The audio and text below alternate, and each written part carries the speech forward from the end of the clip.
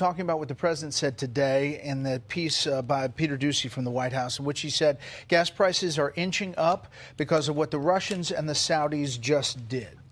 What was the decision behind the OPEC Plus move, and how do you react to the president talking about it in that way?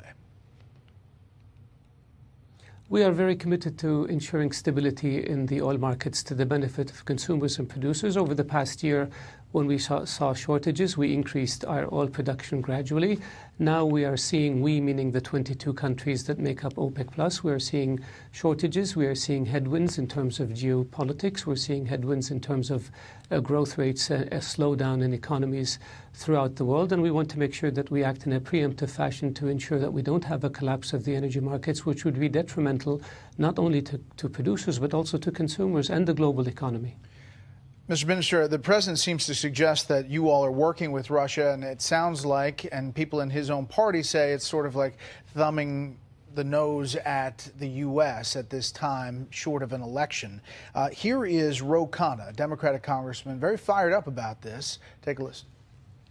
The priority is to get gas prices low, and what we need to do is be very tough on Saudi Arabia. I mean, after all we've done for that country, President Bush, the first Bush, defended them against Saddam Hussein, made sure that they weren't invaded. We give them all of the weapons, 70% of their weapons. For them to do this to the American people is outrageous. And we should say if they don't reverse their decision, we're going to stop sending them weapons.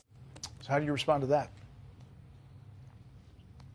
I think that this is probably part of the emotions that have to do with upcoming elections. Saudi Arabia does not politicize oil or oil decisions. Oil is not a weapon. It's not a fighter plane. It's not a tank. You can't shoot it. You can't do anything with it. We look at oil as a commodity, and we look at oil as important to the global economy in which we have a huge stake. The idea that Saudi Arabia would do this to harm the U.S. or to be in any way politically involved is absolutely not correct at all. With due respect, the reason you have high prices in the United States is because you have a refining shortage that has been in existence for more than 20 years. You haven't built refineries in decades. You have now